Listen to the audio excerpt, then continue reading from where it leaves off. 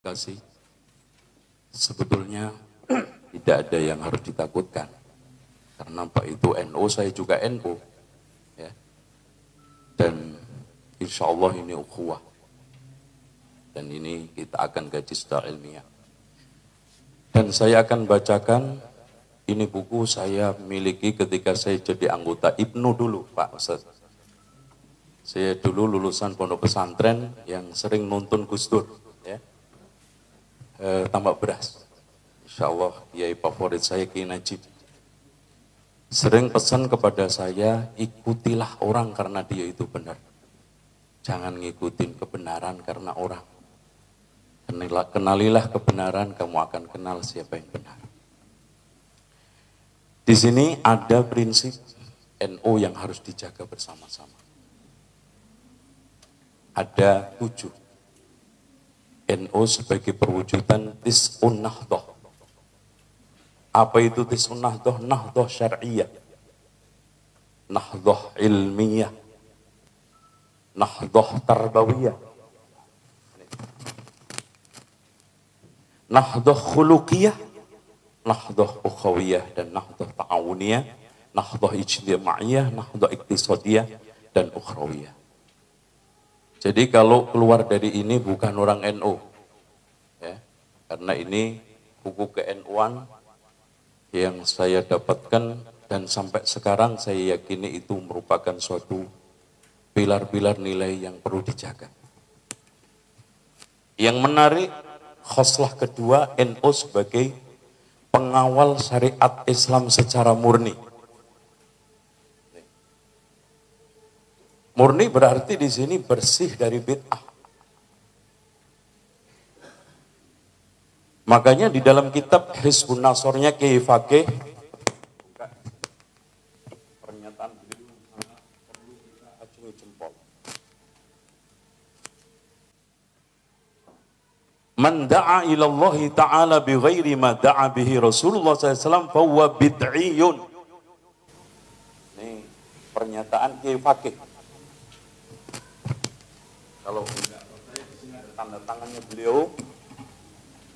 Langitan 5 Rabiul Tsani 1408, Ki Abdullah Fakih.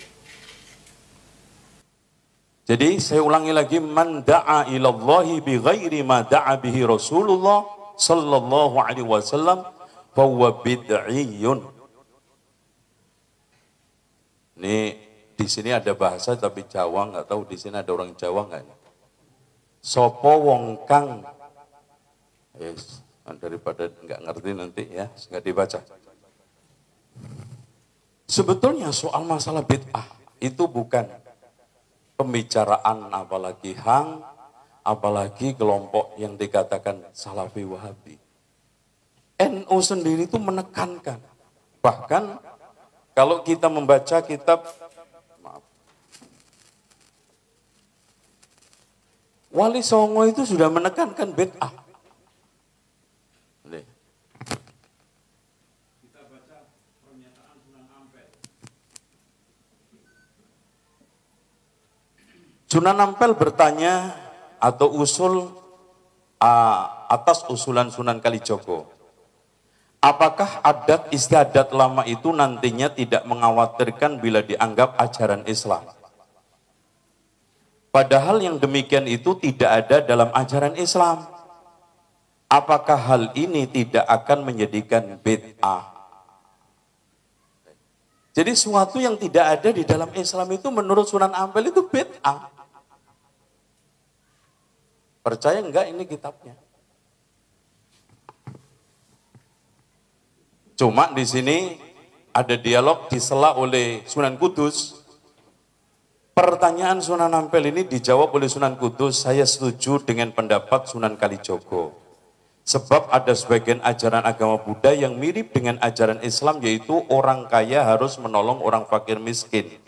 Adapun mengenai kekhawatiran Kanjeng Sunan Ampel, saya mempunyai keyakinan bahwa di belakang hari akan ada orang Islam yang akan menyempurnakan. Bukan mempertahankan bid'ah. Itu keinginan Sunan Ampel. Itu. Jadi kalau sekarang ada sinyalemen bahwa urusan bid'ah itu urusan salafi, wahabi, keliru. Keliru. Contoh aja dari sekalian pengarang Arab. Nah sekarang kita ke Arab nih. Barangkali Islam Arab, Islam Indonesia kita kasih semuanya. Ini di dalam kitab I'anatul Talibin soal masalah tahlilan.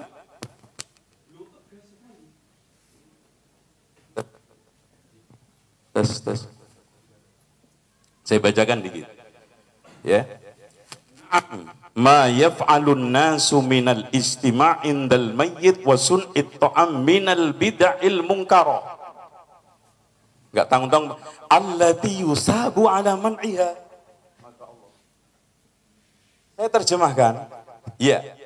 Apa yang dikerjakan oleh orang ketika ngumpul-ngumpul setelah kematian dan membuat makanan termasuk bid'ah mungkaroh yang diberi pahala orang yang melarangnya.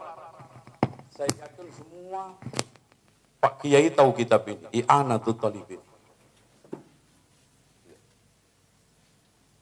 Jadi, apalagi kita coba sedikit ke Arab yang lebih ini, ada Al-Ba'is ala Inkaril Bid'ah wal Hawadis karangan Abu Syamah. Ini Asy-Syafi'i tulen. Ya. Al-Ba'is ala Inkaril Bid'ah wal Hawadis, yang artinya Al-Ba'is pendorong, ya, mengajak untuk mengingkari bid'ah dan perkara-perkara yang dianggap baru. Beliau menurunkan berbagai macam makalah dan ucapan-ucapan ulama, ya. Di antaranya as-sahabah yanhauna 'anil bid'ah. Semua sahabat melarang bid'ah. Tidak ada satu pun yang enggak ngelarang. Ya. Pertama kali al-hasu 'anil ittiba' wan nahyi 'anil ibtida'. Kul in kuntum tuhibbunallaha fattabi'uni. Ittiba' Rasul apa? Dengan ngikuti sunnah ninggali bid'ah. Karena ada perkara 4 enggak bisa ketemu sampai kiamat. Tauhid sama syirik, iman sama kufur, sunnah sama bid'ah, taat sama maksiat. Enggak pernah kumpul bisa. Itu sudah logis. Kalau dicampur merah sama apa, putih sama hitam. Dan beliau juga menurunkan hadis-hadis Rasulullah SAW, di antaranya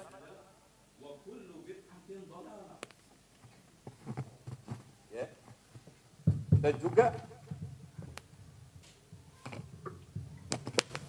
beliau menurunkan ittabi'u wa la tabtadi'u. Asal dari Abdullah ibn Mas'ud dengan sanad yang sahih. Ittabi'u, ikutilah, wala tabtadi'u, jangan membuat bid'ah. Qad kufitum, telah dicukupin. Dan juga beberapa hadis Rasulullah dan asar para ulama, di antara na'am 'alaika bittaqwallah wal istiqamah, ittabi' wa la tabtadi'. Ikuti, jangan membuat suatu kebid'ahan. Nah, saya sebetulnya tidak terlalu tertarik membuat definisi-definisi karena mungkin semua pada tahu. Saya masuk kepada arah subhatnya aja. Banyak orang mengatakan bahwa ada bid'ah hasanah. Namanya bid'ah itu nggak ada dalilnya, hasanah pasti baik, pasti ada dalilnya. Nggak mungkin ada dua kalimat ini ngumpul. Sesat tapi baik, baik tapi sesat. Ya. Hadirin sekalian, mari kita belajar kesesatan tapi baik, baik tapi sesat. Saya kira nggak ada itu kalimat bisa dipakai. Nah, subhat yang kecil sekali, kalimat kullu. Kalimat kullu itu kadang-kadang memberikan makna ba'd. Oke, di dalam hal ini secara lughah bisa. Tapi secara fakta hadis ini nggak pernah ada.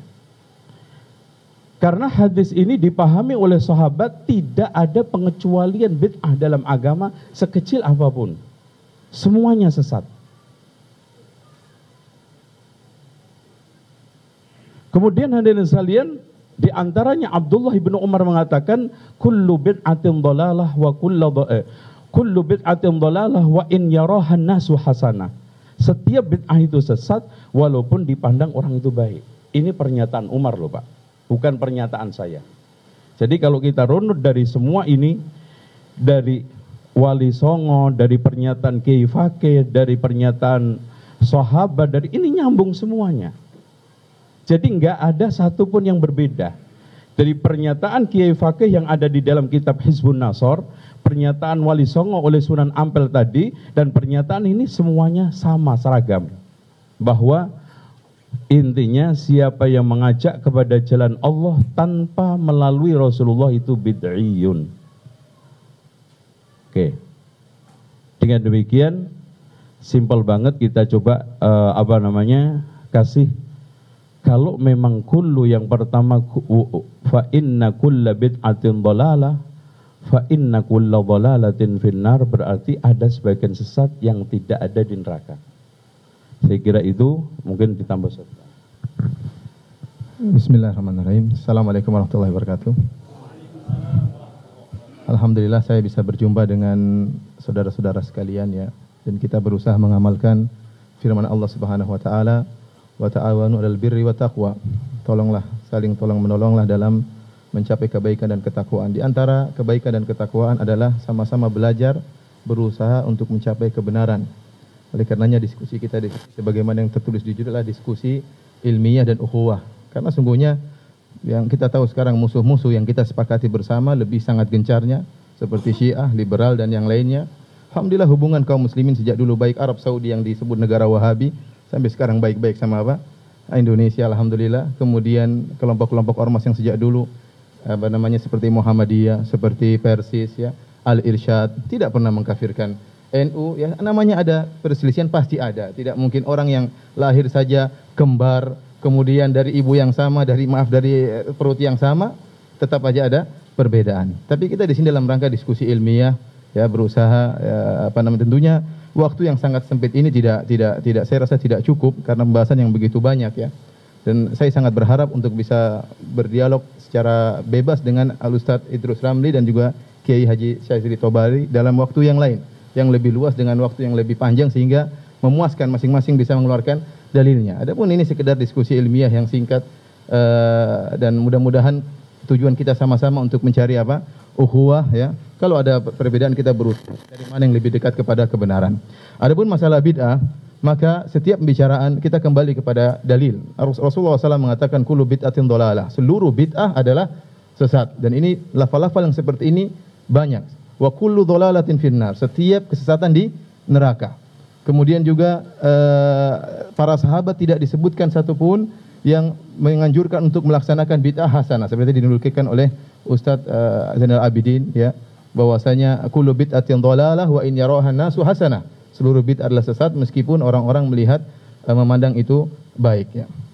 Namun kenyataannya kita dapat di sebagian ulama, terutama ulama Syafi'iyah, ini tidak bisa kita pungkiri dalam buku-buku mereka, menyebutkan ada yang disebut dengan bid'ah hasanah. Seakan-akan apa yang mereka ucapkan ini bertentangan dengan konteks sabda Nabi SAW. Dia mengatakan seluruh bid'ah sesat, seluruh kesesatan di neraka. Tetapi kemudian datang Al-Imam Syafi'i seperti yang diriwayatkan oleh Harmalah, disebutkan bahwasanya beliau mengatakan ada bid'ah mazmumah dan bid'ah mamduhah, bid'ah yang terpuji dan bid'ah yang tercela. Demikian juga seperti Al-Iz bin Abdissalam, kemudian juga misalnya ulama-ulama Syafi'iyah yang lain. Dari sini timbul pertanyaan pada diri kita, apa sih maksud mereka dengan bid'ah hasanah? Apa yang dimaksud dengan? Karena saya rasa perbedaan antara kita dengan misalnya Al-Ustadz Idrus Ramli dan Kiai Syadzili adalah pada definisi bid'ah hasanah. Ini yang ingin kita bahas. Apa itu bid'ah hasanah? Karena kenapa kok bisa seakan-akan bertentangan dengan sabda Nabi Shallallahu Alaihi Wasallam? Setelah saya baca-baca perkataan para ulama, ternyata yang menjadikan Imam Syafi'i mengatakan ada bid'ah hasanah karena ada asar dari Umar dan disebutkan dalam riwayat tersebut. Kata Imam Syafi'i bahwasanya bid'ah ada dua, bid'ah tercela, bid'ah terpuji. Kenapa? Karena Umar mengatakan nikmatul bid'atu hadhihi. Sebaik-baik bid'ah adalah salat tarawih berjamaah. Dan kita sepakat bahwasanya salat tarawih berjamaah itu bukan bid'ah. Itu bukan bid'ah dan pernah dilakukan oleh Nabi SAW berjamaah 3 hari bersama para sahabat. Hanya saja di zaman Abu Bakar radhiyallahu taala anhu tidak bisa dikerjakan karena Abu Bakar sibuk dengan stabilitas keamanan, ada orang-orang yang murtad, ada orang-orang tidak enggan bayar zakat, ada nabi baru Musailam al-Kadzdzab. Habis waktu. Oh ya.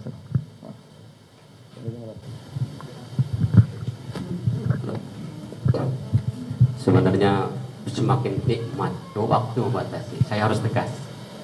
Baik, kita mohon kepada sumber kedua, silakan waktu 20 menit dari jam 9 untuk ke angka 1.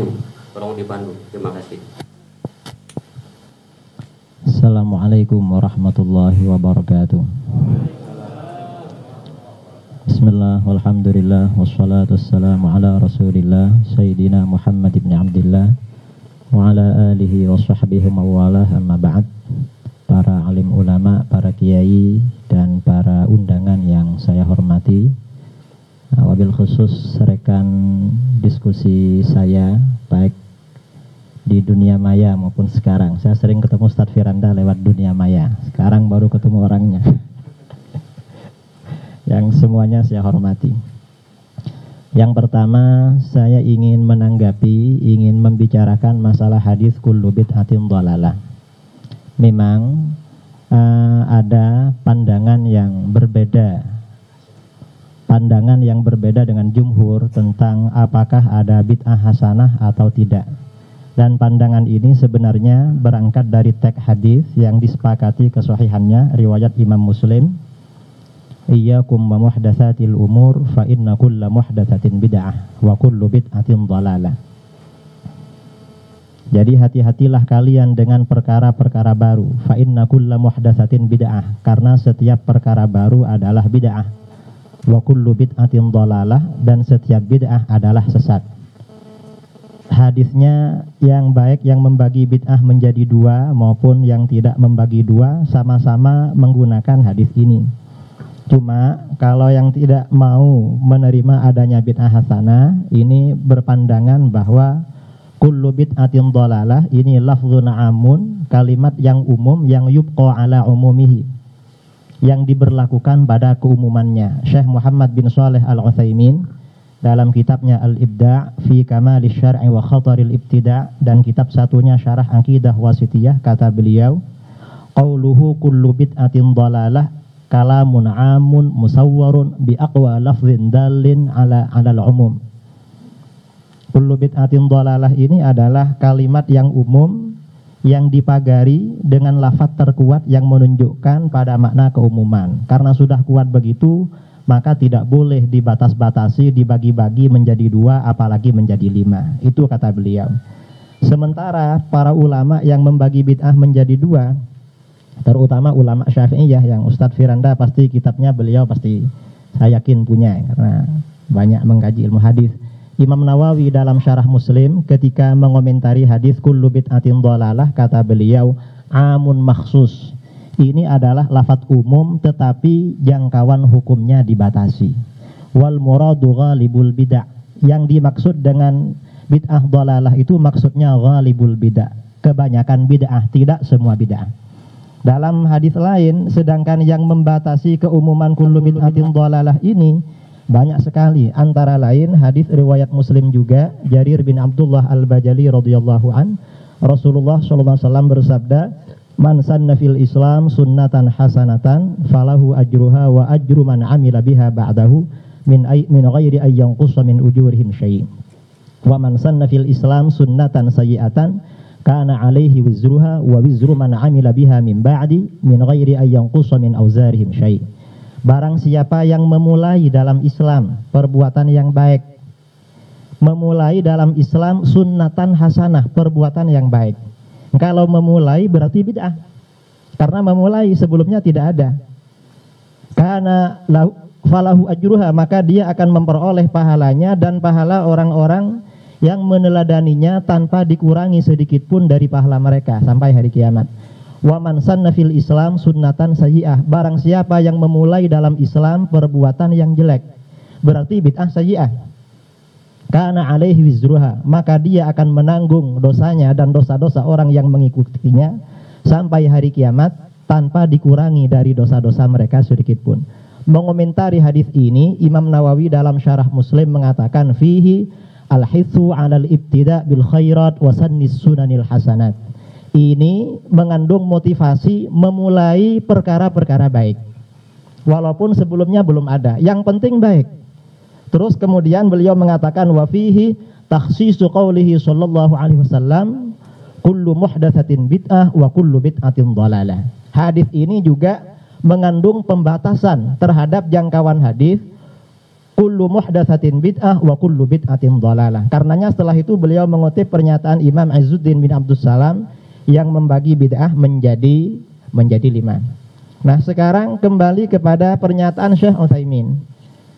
Biasanya teman-teman salafi di Indonesia yang akrab dengan saya ini menolak pembagian bid'ah hanya berangkat dari kata-kata kulu, karena di sini ada kulu. Kalau sudah ada kulu tidak bisa dibagi-bagi. Kalau bagi-bagi berarti melanggar perintah Rasulullah.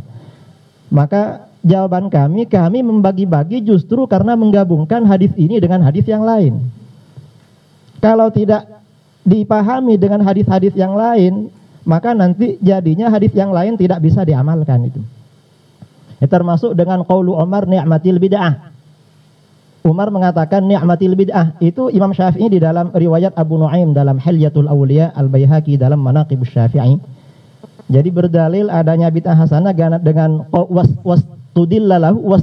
tudillalahu biqauli Umar ni'matil bid'ah. Itu yang dianggap bid'ah oleh para ulama itu bukan jamaah sholat tarawihnya. Sholat tarawihnya sudah ada pada masa Rasulullah SAW. Al-Hafidh Ibnu Hajar Al-Asqalani dalam Fathul Bari Syarah Bukhari menerangkan beberapa unsur kebid'ahannya. Yang pertama, tarawih pada masa Umar dilakukan di awal malam, sedangkan pada masa Rasul SAW di akhir malam.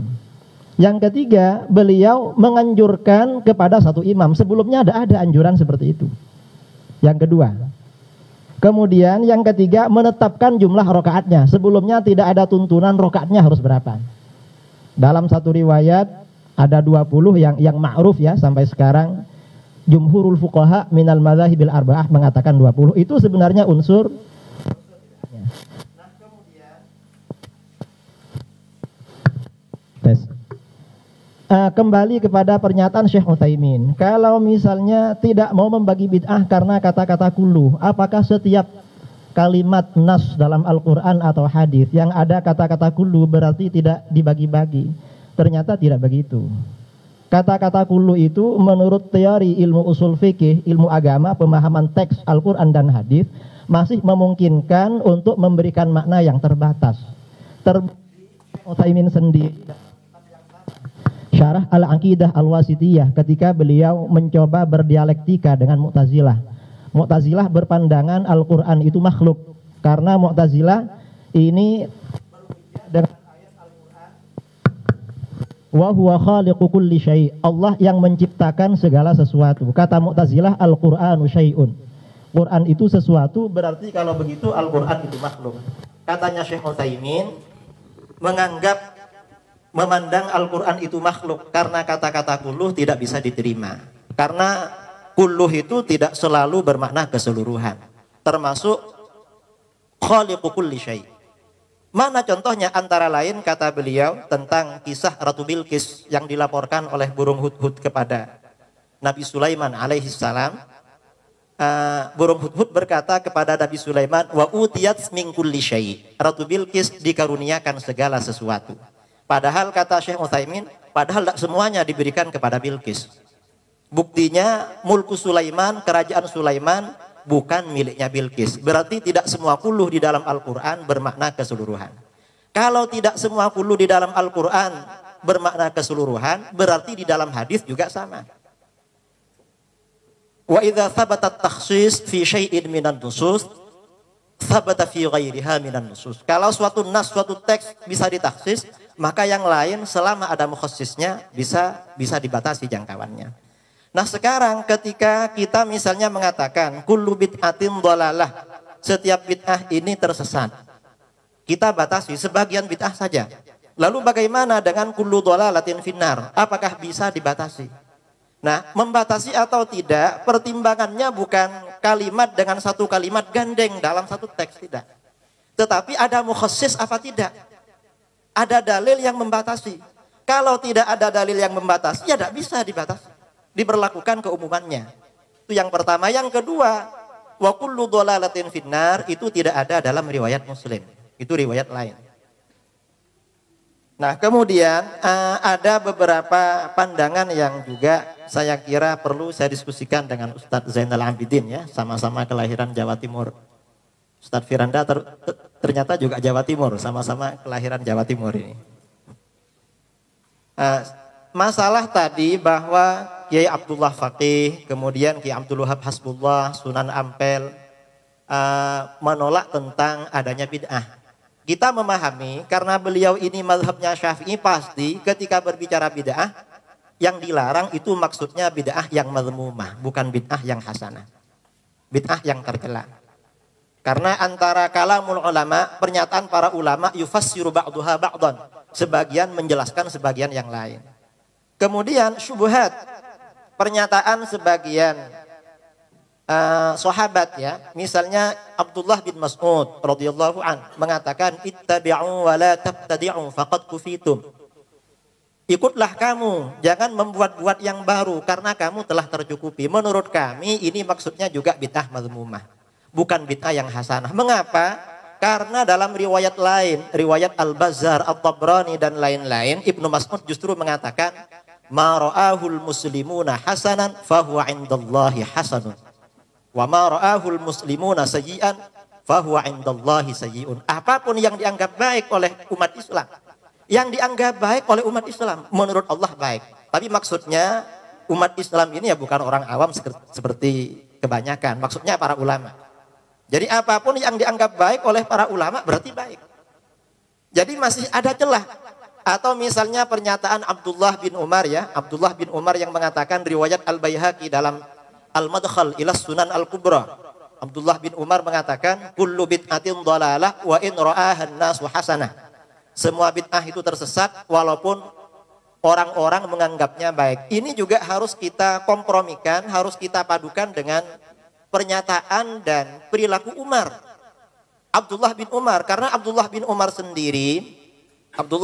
sendiri ini banyak melakukan hal-hal yang baru yang belum pernah diajarkan oleh baginda Rasulullah SAW. Misalnya di dalam riwayat Muslim, beliau Abdullah bin Umar menambah bacaan talbiyahnya daripada talbiyah yang maksur dari Rasulullah SAW. Kemudian dalam riwayat yang lain, Abdullah bin Umar juga mengatakan tentang bid'ah, tentang sholat duha. Ketika ditanya tentang sholat duha, Abdullah bin Umar mengatakan bid'ah wa ni'matil bid'ah. Rutin sholat duha itu bid'ah, tetapi ini sebaik-baik bid'ah. Maksudnya bid'ah karena menurut Abdullah bin Umar, Rasulullah SAW ini melakukan sholat duha hanya dalam ketika datang dari perjalanan. Tapi kalau istiqomah rutin tiap hari, Rasulullah kata beliau tidak, Shallallahu Alaihi Wasallam. Karenanya bid'ah. Cuma kata Ibnu Umar, ni'matil bid'ah, sebaik-baik bid'ah. Jadi artinya bagaimana kalau kita mengkaji pernyataan sebagian ba'dus salaf, para sahabat, harus dipadukan dengan pernyataan yang lain. Kalau tidak, maka kita akan melahirkan suatu statement, suatu pandangan. Ternyata para sahabat itu tidak bisa dipegang ucapannya. Mengapa? Ibnu Mas'ud misalnya mengatakan jangan buat-buat yang baru. Ternyata riwayat lain mengatakan ma ra'ahul muslimuna hasanah. Dalam riwayat lain Abdullah bin Mas'ud mengajarkan menyusun sholawat, bacaan sholawat kepada Rasulullah SAW yang belum pernah diajarkan oleh Nabi. Yang diriwayatkan oleh Imam Ibnu Majah dan disahihkan oleh Syekh Ibnu Qayyim al-Jauziyah dalam kitab Jila'ul Afham fi Sholati Wassalami ala Khairil Anam. Ternyata seperti itu. Karenanya para ulama fuqaha ini membagi-bagi bid'ah menjadi 2, apalagi menjadi 5. Itu bukan karena tidak tahu terhadap hadis kullu bid'atin dhalalah, dan bukan karena mereka berani menentang Rasulullah, bukan. Tetapi karena memadukan antara satu dalil dengan dalil yang lain. Jadi ternyata ini memang manhaj para ulama fit ta'amul, dalam berinteraksi dengan nusus asy-syar'iyyah.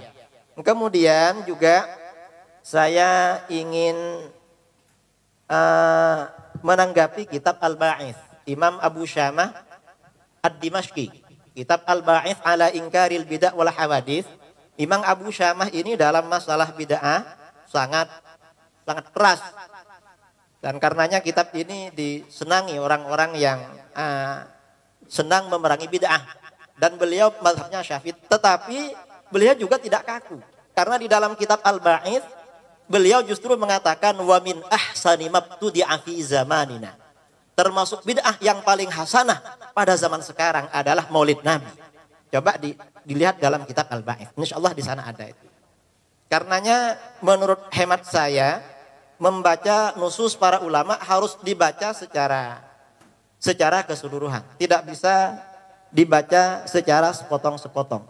Kemudian ada juga ya pandangan sebagian orang yang mengatakan misalnya ketika Sayyidina Umar bin Al-Khattab radhiyallahu an mengatakan ni'matil bid'ah, ini sebaik-baik bid'ah, maka orang ini akan berkata itu maksudnya bid'ah lughawiyah, bid'ah secara bahasa. Nah, kalau ini dikatakan bid'ah secara bahasa, berarti Sayyidina Umar bin Al-Khattab ini main-main dengan ucapannya, tidak sungguhan. Padahal beliau berbicara nikmatil bid'ah di hadapan para sahabat, lalu hadis ini diriwayatkan dalam Sahih Bukhari dan kitab-kitab lain. Beliau berbicara bukan dalam kapasitas sebagai dosen bahasa yang mengajarkan bahasa Arab, bukan. Tetapi sebagai seorang khalifah yang rasyid, yang syar'i, yang sunnahnya harus kita ikuti. Karenanya dalam hadis lain Rasulullah SAW bersabda, Innallaha ja'alal haqqa ala lisani Umar wa qalbi. Sesungguhnya Allah menjadikan kebenaran melalui lidah Umar dan hatinya. Ini maksudnya al-haq asy-syar'i, kebenaran secara syar'i, bukan kebenaran secara lughawi. Kalau ni'matil bid'ah itu kita katakan bid'ah secara lughawiyah, berarti maksud Rasulullah itu kebenaran secara lughawi saja, bukan kebenaran syar'i. Padahal kan tidak seperti itu menurut pemahaman kami. Dan kami tidak memaksa ya Ustaz Zainal, Ustadz Firanda atau yang lain sama dengan kami. Karena seperti beliau katakan tadi, mungkin seorang anak yang bersaudara kembar saja bisa berbeda pendapat. Nah, kemudian juga saya kira pandangan ulama Syafi'iyah ini sangat banyak masalah bid'ah itu. Kemudian tadi dari Ustadz Zainal Abidin membicarakan masalah tahlilan. Padahal ini nanti ada sesi khusus ya tentang tahlilan. Memang tahlilan ini di dalam kitab I'anatut Talibin, bid'ah mungkarah, dalam sebagian lain dikatakan bid'ah makruhah. Bid'ah makruhah orang yang memerangi akan mendapatkan pahala. Tapi persoalannya ini sudah menjadi budaya, sudah menjadi adat, kalau diperangi malah kita yang dimusuhi oleh orang. Padahal kata para ulama di dalam ada seorang ulama dari mazhab Hambali, ada kitab namanya Al-Adabus Syar'iyyah wal Minahul Mar'iyyah, karangannya Ibnu Muflih Al-Maqdisi. Beliau muridnya Syekh Ibnu Taimiyah. Kitab ini diterbitkan oleh pemerintahan Saudi Arabia. Beliau mengatakan la yambaghil khuruj min adatin nas illa fil haram. Tidak sebaiknya keluar dari adat masyarakat selama tidak haram. Tahlil itu selamatan kan tidak haram, hanya makruh. Saya yakin para kiai termasuk Ki Abdullah Fakih ketika keluarganya meninggal beliau juga tahlilan. Itu bukan tidak tahu dengan isi I'anatut Talibin. Saya yakin beliau hafal semua itu. Tetapi mengapa? Karena ini adat dan manhaj Rasulullah SAW di dalam berdakwah. Ketika adat ini kalau diberantas ini akan menimbulkan kerusuhan, akan menimbulkan gejolak, oleh Rasulullah SAW dibiarkan. Mungkin bisa dibaca dalam kitab Al-Adabus Syar'iyyah. Karena waktu sudah habis, maka saya kembalikan. Mungkin nanti khusus tahlilan kita bicarakan dalam diskusi tentang tahlilan. Waktu dikembalikan kepada moderator. Kurang lebihnya mohon maaf. Assalamualaikum warahmatullahi wabarakatuh. Terima kasih beliau yang mungkin bertanya, ini beliau menanggapi. Nanti untuk sesi yang berikutnya, beliau yang bertanya, yang menanggapi. Silahkan Pak Al-Alama Al-Masyayikh, Pak Ustadz Zainal atau Pak Ustadz Firanda. Waktu dan tempat dipersilakan. Bismillah. Apa tadi yang telah disampaikan oleh saudara kita Ustadz Idrus Ramli tentang bolehnya bid'ah hasanah, kita sepakat kembali kepada dalil kullu bid'atin dhalalah. Semua bid'ah adalah sesat. Sekarang untuk menjadikan kullu itu sebagai suatu yang amun makhsus, suatu umum tapi dikhususkan, maka butuh dalil. Kalau tidak ada dalil, maka hukum asal bahwasanya kullu adalah memberi faedah apa? Keumuman. Ini disepakati oleh para ahli usul. Kemudian beliau Al-Akh Idrus Ramli menyebutkan tentang dalil-dalil yang menunjukkan boleh dikhususkan. Contohnya ya tadi diantaranya seperti dalil man sanna fil islami sunnatan hasanatan. Dia mengatakan namanya sanna dalam bahasa Arab itu ikhtira', membuat sesuatu yang baru, dan ini tidak benar. Karena telah disebutkan oleh Al-Azhari, salah seorang ulama Syafi'iyah besar, ahli lughah, yang hidup pada tahun abad keempat, wafat 370 kalau tidak salah, dalam kitabnya Tahdzibul Lughah menyebutkan bahwasanya makna sanna bukan artinya menciptakan, tapi memulai. Ya, man ibtada al-amra, ya barang siapa yang mulai suatu perkara, ya kemudian fatabi'ahu ghairuhu, diikuti oleh orang selanjutnya. Ini disebut dengan apa? Sanna, ya. Oleh karenanya kalau kita lihat dari konteks hadis tersebut, kenapa Rasulullah SAW mengatakan barang siapa yang memulai man sanna fil Islam sunnah hasanah? Konteksnya jelas bahwasanya ada sahabat miskin, kemudian Rasulullah SAW ada orang di antara sahabat Ansor yang memberi sumbangan, sedekah. Sekarang saya tanya, sedekah itu bid'ah atau bukan? Sedekah bukan bid'ah, tetapi dia yang mulai akhirnya diikuti oleh para sahabat yang lain. Maka sana tidak ada dalam bahasa Arab artinya harus ikhtira', harus menciptakan. Ini tidak benar dalam bahasa Arab, dan saya sudah katakan yang ini saya nukil dari perkataan Al-Azhari, ulama dari mazhab Syafi'iyah yang termasuk banyak orang para ahli lughah yang menukil dari Azhari tersebut. Ya. Kemudian ada pun dalil yang kedua, ya, ada Ibnu Mas'ud yang mengatakan ma ra'al muslimuna hasanatan fa huwa indallahi hasanah. Apa yang dilihat oleh kaum muslimin adalah baik, maka dilihat oleh Allah juga baik. Kita kumpulkan riwayat ini. Ternyata pembicaraan Ibnu Mas'ud tentang pemilihan Abu Bakar sebagai khalifah. Abu Bakar sebagai khalifah. Tatkala itu para sahabat sepakat bahwasanya Abu Bakar adalah khalifah. Sehingga Ibnu Mas'ud mengatakan bahwasanya apa yang dikatakan dilihat oleh kaum muslimin yaitu para sahabat sebagai kebaikan, maka itu kebaikan. Karenanya banyak ulama yang menyebutkan hadis ini untuk masalah ijma. Ijma ulama. Jika ulama semua sepakat, bukan sebagian orang berpendapat ini baik kemudian diikuti. Karena kalau kata Ibnu Hazm rahimahullah, kalau kita artikan muslimin di sini ba'dul muslimin, apa yang dilihat oleh sebagian muslimin itu baik, maka kita akan diperintahkan oleh Allah dengan dua yang kontradiktif. Kenapa? Karena bid'ah selalu begitu, ada yang memandang baik, ada yang memandang buruk. Ada yang memandang baik, ada yang memandang buruk. Kalau gitu kita ikut pandangan yang mana? Pandangan yang mengatakan misalnya ini baik atau ini buruk, susah. Oleh karenanya barang siapa yang menafsirkan muslim di situ alif lamnya adalah alif lam menunjukkan ba'dul muslimin, maka kata Ibnu Hazm dia telah menyatakan Allah memerintahkan kita kepada dua hal yang kontradiktif. Oleh karenanya al-muslimu di situ artinya ijma, dan disebut oleh para ulama ini merupakan dalil ijma. Oleh karenanya dua dalil ini tidak bisa mentaksis kullu bid'atin dhalalah, ya. Adapun ayat-ayat yang disebutkan semuanya kalau ada dalil mentaksis maka silakan tafadhal. Namun jika tidak ada dalil mentaksis maka kembali kepada keumuman. Adapun perkataan Idrus Ramli tentang perkataan nikmatul bid'atu hadhihi, bahwasanya Umar demikian maka ini tidak benar karena dipahami oleh Ibnu Hajar Al-Haytami, salah seorang besar mazhab Syafi'i setelah zaman Imam Nawawi, dalam muhaqqiq mazhab Syafi'i. Dia mengatakan bahwasanya perkataan Umar bin Khattab adalah bid'ah lughawiyah dalam kitabnya Fatwa. Habis.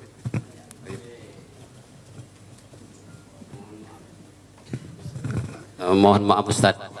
Ya, saya sebenarnya semakin senang Pak Ustaz bicara terus, tapi waktu juga yang menghukum saya sendiri. Memang kalau majlis ilmu nih sudah dapat pahala, malaikat menyaksikan, wah luar biasa. Baik, silahkan Pak Ustaz, waktu 5 menit. Saya lihat terus jam itu sampai tidak berkedip sampai nomor 4. Terima kasih ya. Yang pertama saya menanggapi makna sanah. Bahwa sanah maknanya memulai. Saya tidak menggunakan kitab bahasa karena di kitab lughah sanah yang bermakna memulai itu banyak, dan kitab lughah itu tidak hanya karangannya Azhari, kitab-kitab yang lain ada. Saya kembali kepada hadis riwayat At-Tabrani dan lain-lain tentang makmum masbuk. Dulu ketika orang terlambat berjamaah biasanya mendapat isyarat dari makmum yang telah datang awal. Rasulullah SAW dapat berapa rakaat, lalu orang ini akan mengejar kemudian bareng. Suatu ketika Mu'adz bin Jabal datang terlambat beberapa rakaat. Oleh teman-temannya diberi isyarat bahwa Rasulullah SAW sudah dapat sekian. Ternyata Mu'adz bin Jabal langsung saja mengikuti. Setelah selesai salam beliau menambah kekurangannya. Selesai sholat kata Rasulullah SAW, qad sanna lakum Mu'adz, Mu'ad telah memulai cara baru buat kamu. Hakadza fasra'u fi sholatikum. Seperti itulah kalian lakukan dalam sholat kamu. Dikatakan sunnah karena sebelumnya belum ada tuntunan dari Rasulullah Shallallahu Alaihi Wasallam tata cara makmum masbuk yang memulai Mu'adz bin Jabal. Atau hadis lain tentang pembunuhan Qabil terhadap Habil. Di dalam kitab-kitab awwalu man sanna al-qatla Qabil. Orang yang pertama kali mensunnahkan memulai pembunuhan adalah Qabil. Karenanya Imam Nawawi di dalam Syarah Muslim, Imam Nawawi itu ahli hadis. Beliau hafiz, hufat ya. Kalau Ibnu Hajar Al-Haytami levelnya masih di bawahnya.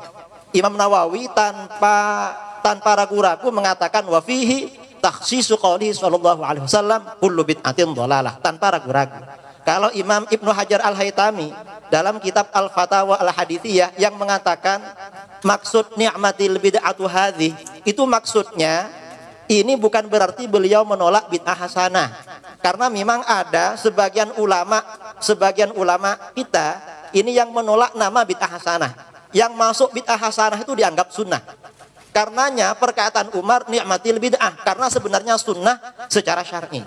Nah, berdasarkan pemahaman ini menurut Ibnu Hajar Al-Haytami juga seperti Maulid Nabi, zikir bersama itu sebenarnya adalah sunnah syar'iyah, cuma bid'ah lughawiyah. Jadi yang masuk bid'ah lughawiyah itu sebenarnya yang bid'ah hasanah. Coba diteliti lagi pernyataan Ibnu Hajar Al-Haytami. Karena Ibnu Hajar Al-Haytami ini seorang faqih bermadzhab Syafi'i dan beliau sangat cinta terhadap Imam Nawawi, juga terhadap Imam Izzuddin bin Abdus Salam. Kemudian yang kedua, bahwa sababul wurud hadis man sanna fil Islam ini masalah sedekah. Kalau begitu ini harus dikembalikan kepada sedekah. Kita kembali kepada usul fikih, al-ibrah bi umumil lafzi la bi khususis sabab. Yang menjadi pertimbangan dalam memahami teks melihat keumuman lafaz, tidak meninjau kekhususan sebab. Kalau kita harus melihat sababul wurud hadis, mengapa kullu bid'atin dhalalah tidak kita kaji sababul wurudnya lalu khususkan kepada sababul wurud itu? Mengapa tidak seperti itu? Kan harusnya seperti itu. Itu yang pertama. Kemudian yang kedua, ma ra'ahul muslimuna hasanan fahuwa indallahi hasanun. Ini memang sababul wurudnya masalah ijma' tentang khilafatu Abi Bakar. Tetapi perkataan beliau kan umum. Kembali kepada kaidah usul fikih tadi. Jadi ala ibrah bi umumil lafzi la bi khususis sabab. Karenanya beliau juga membuat cara baru dalam membaca sholawat kepada Rasulullah SAW. Susunan sholawat ini belum pernah diajarkan oleh baginda Rasulullah SAW. Jadi apa yang saya sampaikan tadi bahwa sunnah ini bermakna memulai, bukan pemikiran saya pribadi, tetapi pemikiran para ulama ahli hadis. Jadi bukan pemikiran saya kira waktu sudah habis. Kembalikan kepada moderator.